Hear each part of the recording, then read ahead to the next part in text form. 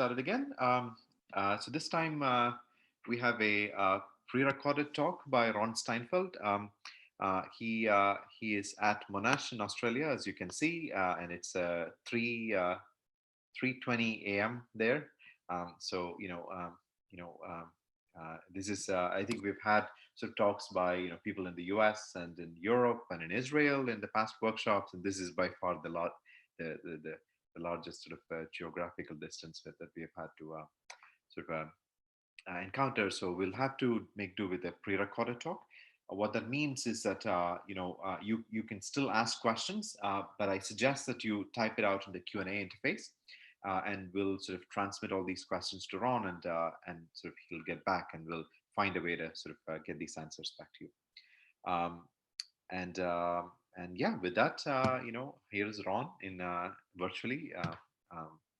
Yeah, we can get started. Okay, so following on from the previous talk that introduced CCA encryption in the QROM, I'm going to talk now about our recent work on devising tighter QROM proofs and how to use them to avoid the square root advantage loss. So this is based on joint work to appear at QROM 20 with Veronica Kuchta, Amin Saksad, and Shifeng San from Monash University, and Damien Stelle from ENS Lyon. So I'll start by reviewing quickly some of the background, since it was already discussed in the previous talk about the Fujisaki-Okamoto transform from CPA to CCA and the QROM for security proofs. And then I'll focus on the one-way to hiding lemma, which is the core ingredient in these security proofs for CCA security in the QROM. And I'll talk about the previous approach in prior proofs of this lemma that I call query-based secret extraction proofs. And I'll explain why they inherently suffer from the square root advantage loss limitation. So to do that, we'll look more into the quantum origins of this square root loss that was first pointed out by Jiang et al. Last year, and why this kind of extraction cannot avoid this square root advantage loss. And then I'll introduce our new technique for one-way to hiding lemma proof that avoids this limitation, and we call it the measure, rewind, measure, or MRM technique for one-way to hiding. And our idea is to use a different way to extract the secret based, which I call the measurement-based method, rather than query-based. I should say that Jiang et al. Called the query, what I call query-based, they called measurement-based. But I'll explain why I call our new technique measurement-based and their technique, or the old technique, the query-based technique.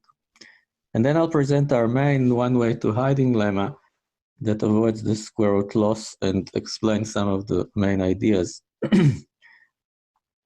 And I'll then explain how we apply this new lemma to get improved, tighter proofs for the Fujisaki-Okamoto CCA secure encryption in the QROM that also avoid the square root advantage loss.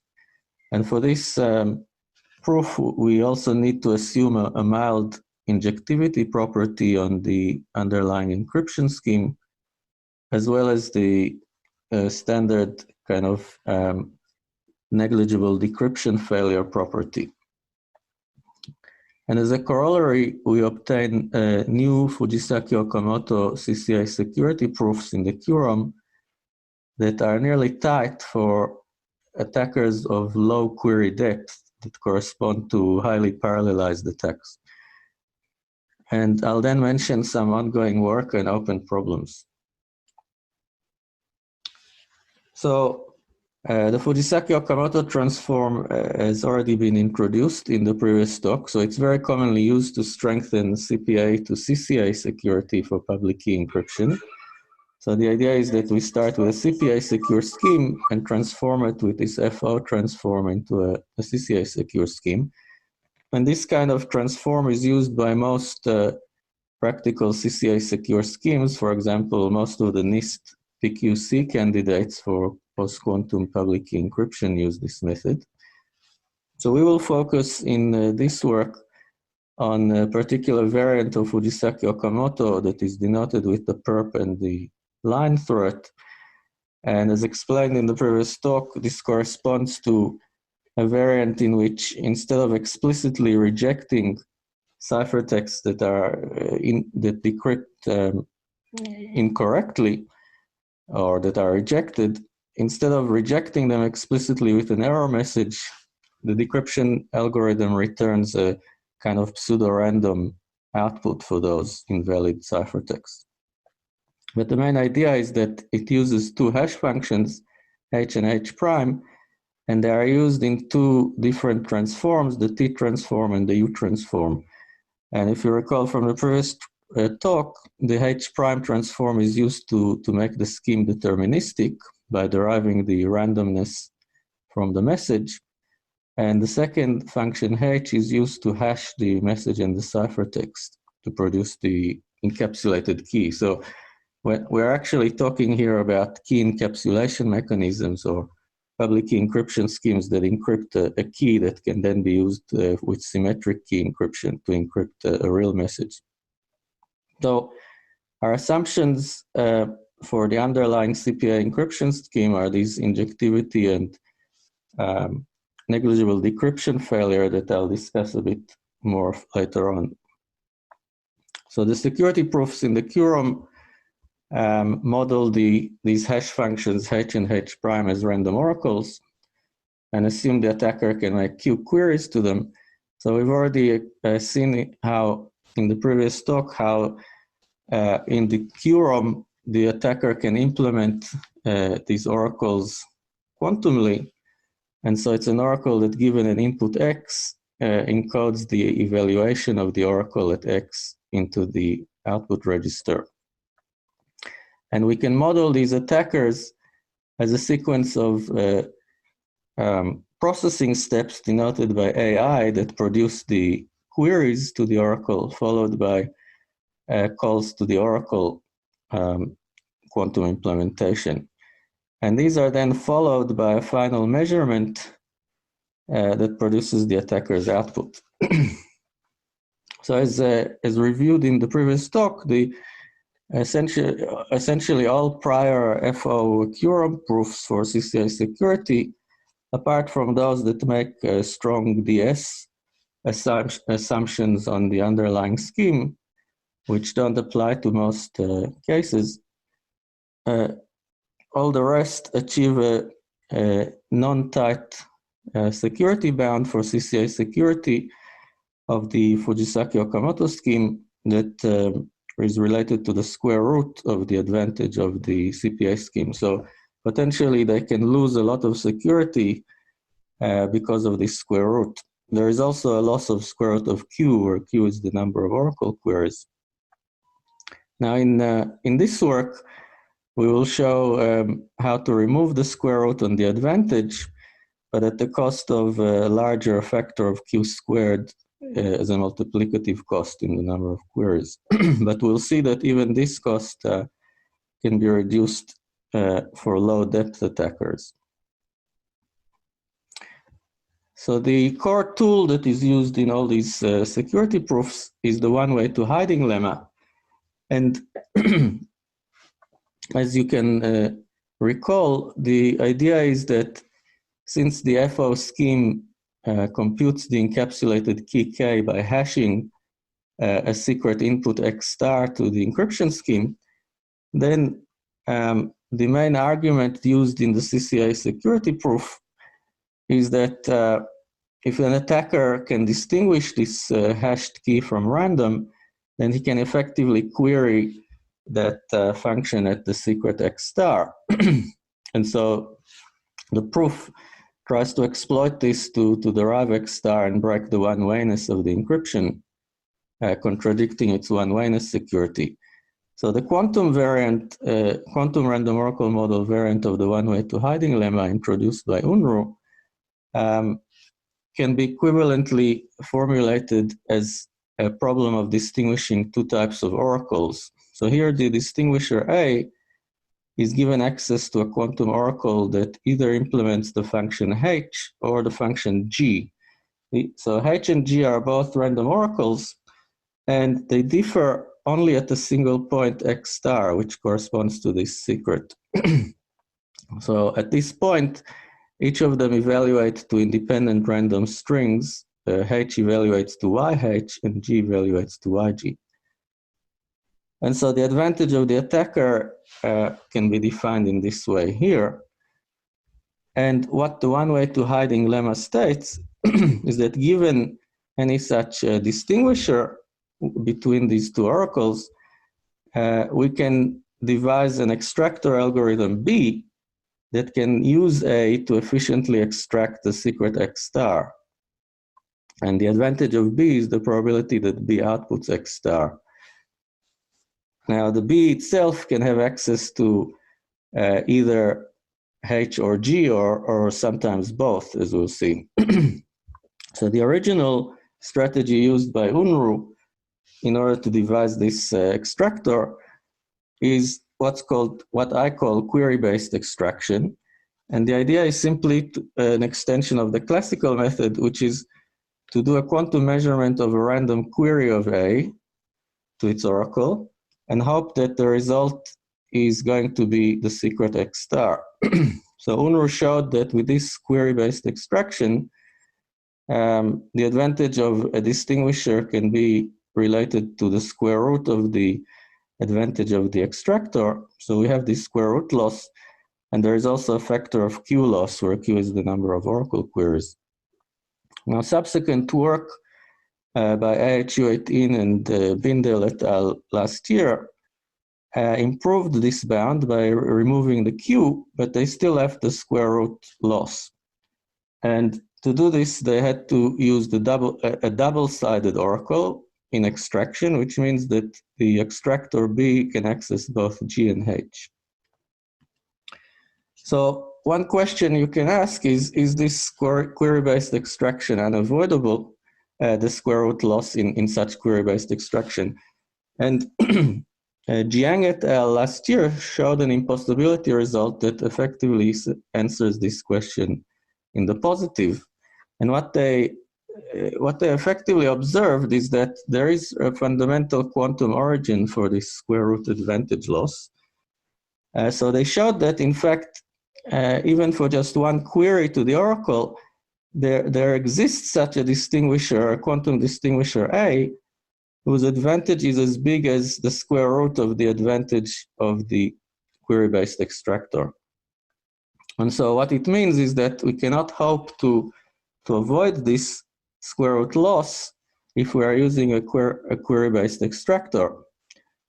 What our observation in this work is that if we look a bit closer into this distinguisher, we can see actually this distinguisher in fact suggests an alternative way to do the extraction. Rather than focusing on the queries of the attacker, we're going to focus on the measurement performed by the attacker in order to do its distinguishing. And we call this a measurement-based extractor. And the idea is to extract the knowledge of X star from that measurement rather than just from the queries. So that's the idea of our approach. So to understand more about how it works, I'll explain a bit more about the quantum distinguisher shown by Jiang et al. Now, I know that some of you may not be familiar with quantum computation, so I'll try to explain the main concepts as I go along to focus on the main ideas.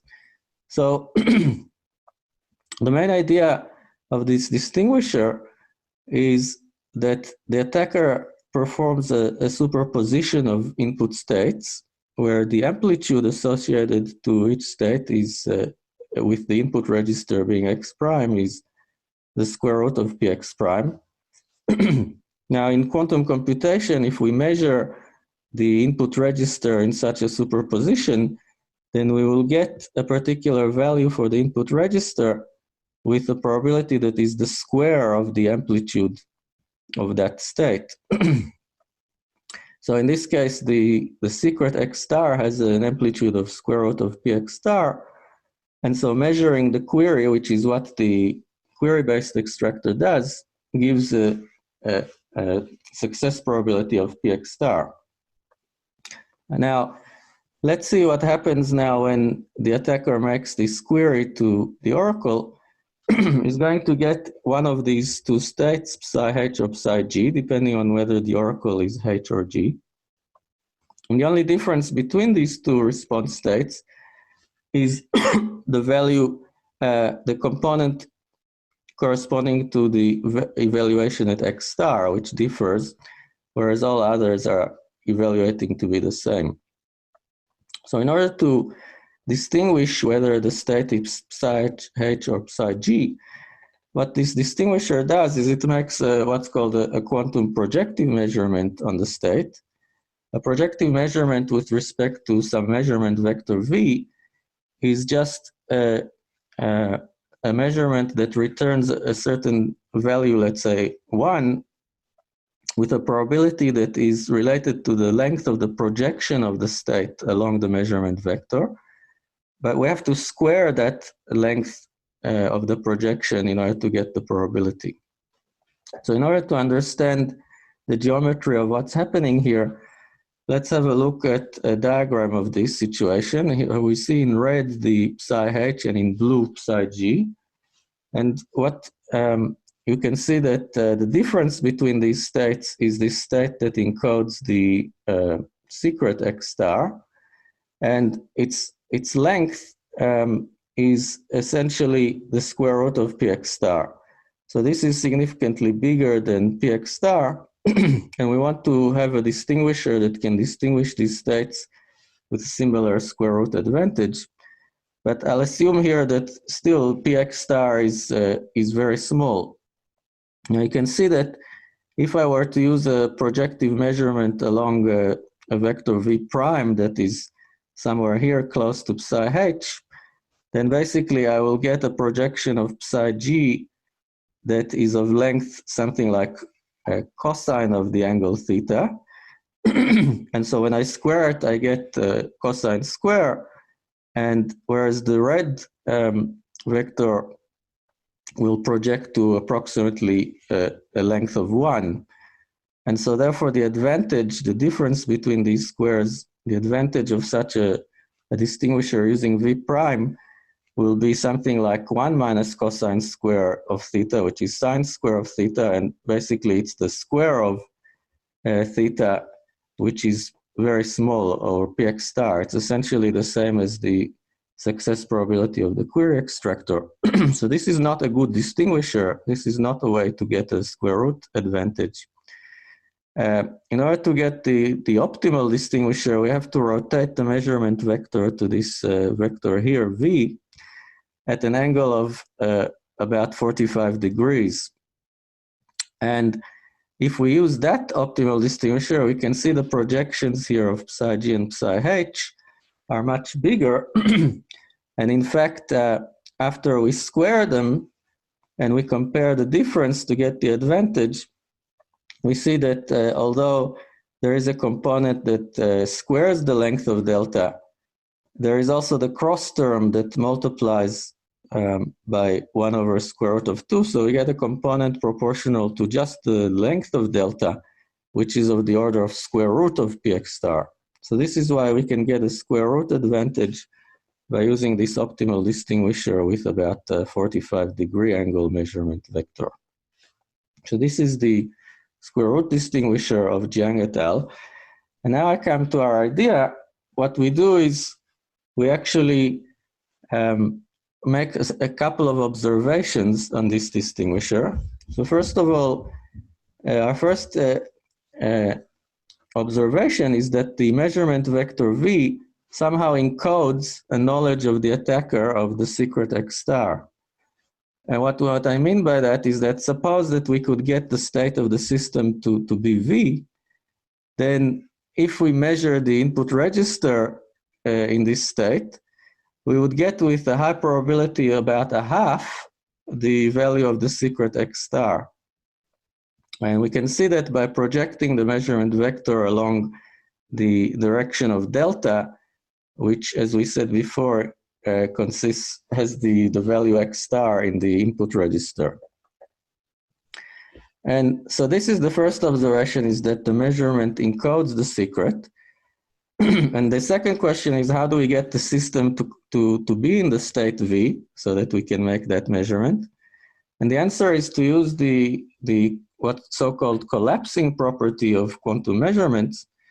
So what we do is we just let the attacker perform his measurement with respect to the measurement V, vector V. And after that measurement is performed by the attacker, the state of the system will collapse to be the measurement vector V. And then we can perform our measurement of the input register in the state V and extract the secret. And you can see from this diagram that projecting let's say the attacker makes his measurement with respect to V on the psi G state, then with probability about 1/2, he will get collapse to the vector V. And so overall, we get a kind of a new strategy for measurement-based extraction of the secret that is summarized here, where we first run the attacker to output its oracle query. So this is for the case of one oracle query with that optimal distinguisher. And we process the oracle's query with the oracle G. The state becomes psi G. We then let the attacker perform his measurement with respect to V. The state will collapse to V with high probability. And then we measure the input register in the state V, and we'll get the secret X star again with a high probability. So overall, this strategy extracts the secret with probability about 1/4. So it's much better than the query-based extractor that only succeeds with probability Px star. Now, in fact, if we were to implement this idea, this extraction idea, in the standard quantum computational model, then in the standard model, an attacker cannot just perform, a quantum algorithm cannot just perform an arbitrary projective measurement directly. It can only perform projective measurements with respect to the so-called computational basis. And so in order to perform such a measurement with respect to V, which is not a computational basis vector, the attacker actually implements such a measurement using these 3 steps, 3.1 to 3.3 here.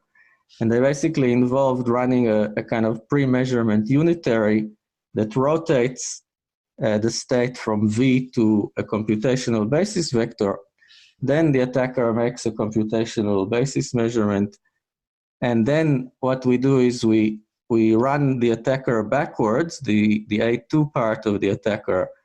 We run its inverse to go back to the query phase. And these 3 operations are equivalent to what we said before was a projective measurement on V. And so written in this way, we see that in practice, what our new measurement-based extraction is doing is basically running the attacker to perform its measurement, then rewinding back the attacker to the query phase, and then measuring again the input register in order to extract the secret. And that's why we call our technique measure, rewind, measure, or MRM. So this is how it works in the case of the optimal distinguisher.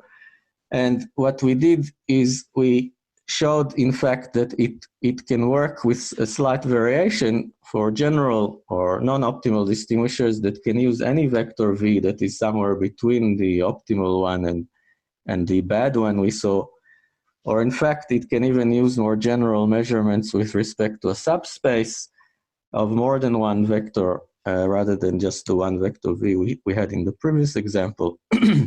It turns out in order to do this generalization, we only have to change a small a part of our extraction approach that I discussed before. And the main change is that instead of using the G oracle in this step 2 to process the query, what we do is in the extraction, we instead use what's called a superposition oracle of G and H. That is a kind of mixture of the two.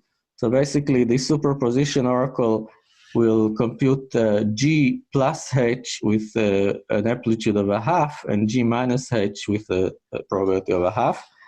And there is an additional what's called entangling bit B that differentiates these two cases. So in our general algorithm, we'll measure this entangled bit, and if it's 0, we'll perform the usual MRM extraction, and if it's 1, we'll do the original query-based extraction.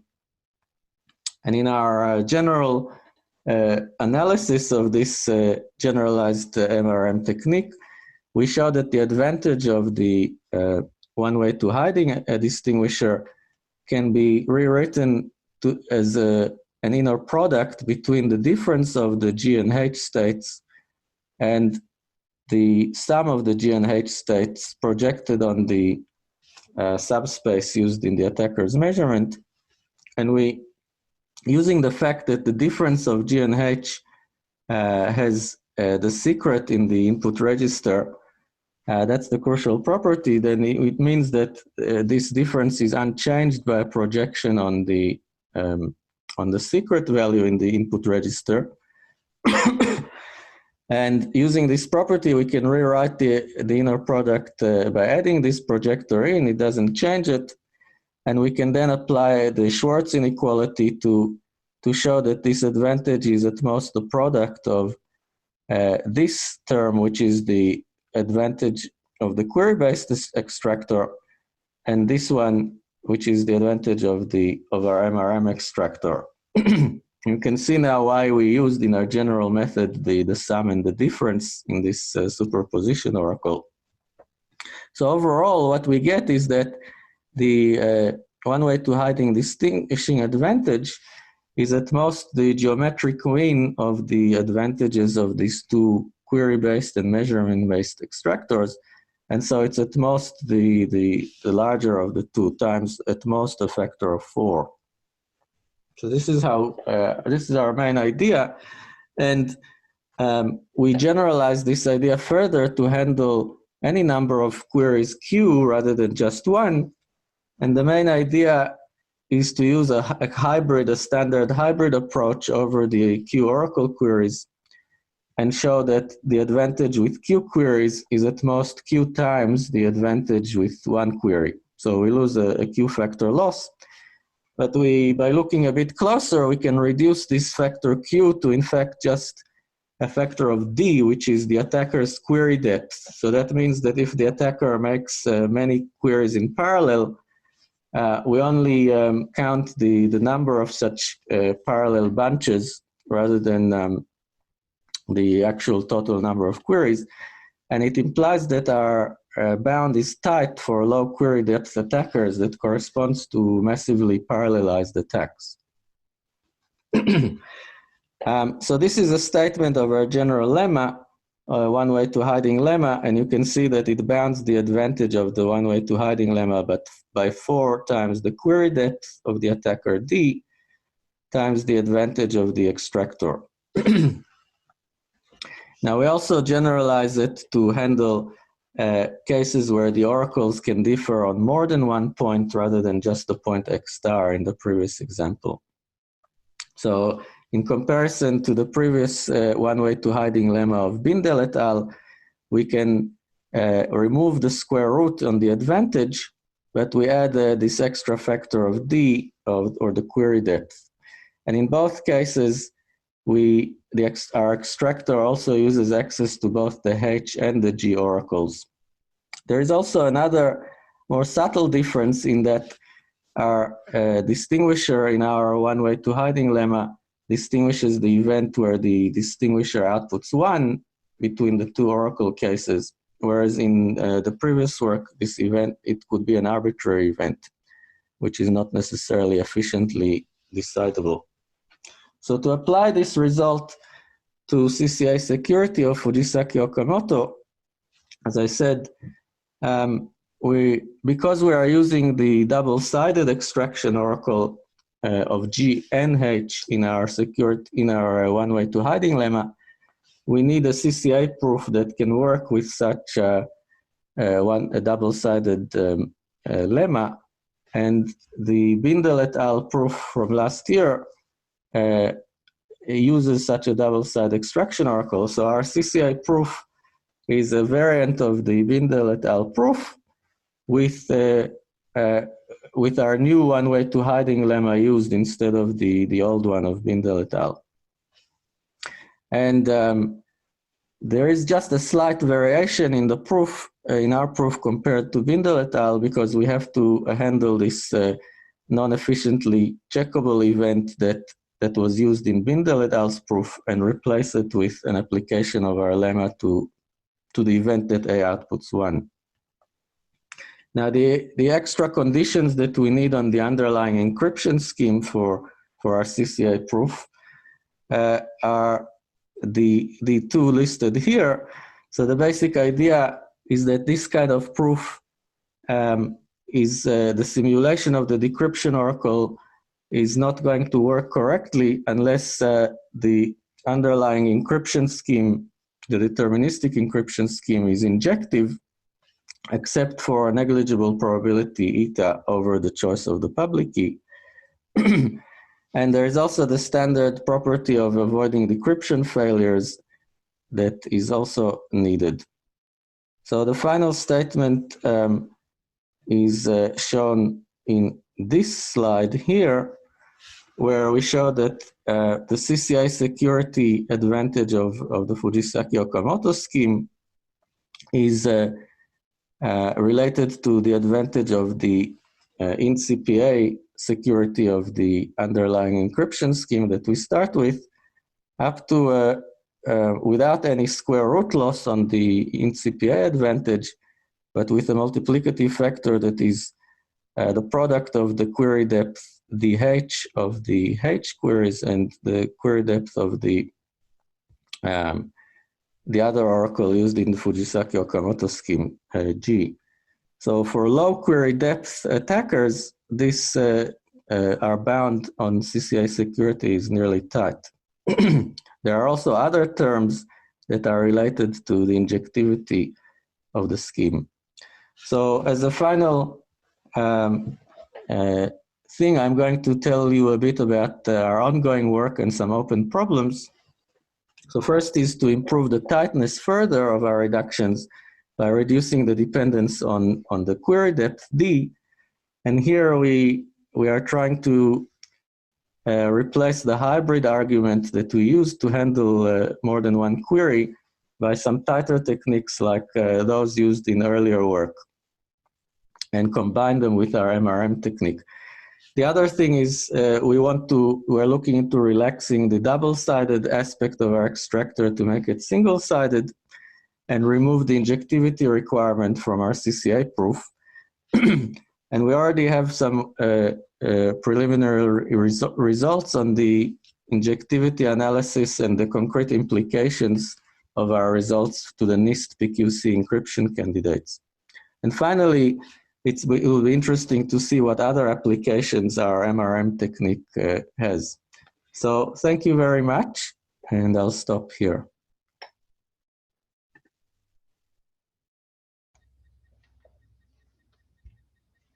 Right, let's thank Ron, and we'll transmit the applause to Ron via email.